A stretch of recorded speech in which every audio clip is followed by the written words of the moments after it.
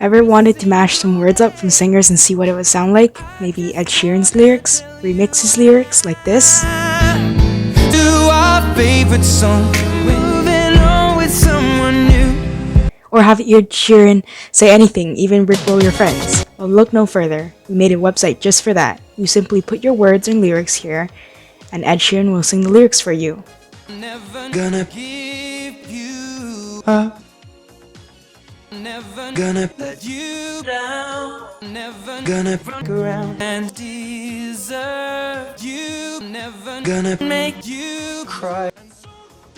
Never gonna say goodbye. Never gonna tell you bye and part you.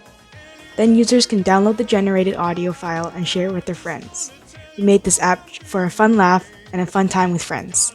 We built it with React and designed the front end using Figma, and our backend is based on Node.js. We use Google Cloud Speech-to-Text API to classify all the words in Ed Sheeran's song and store the words in buckets on CockroachDB cluster.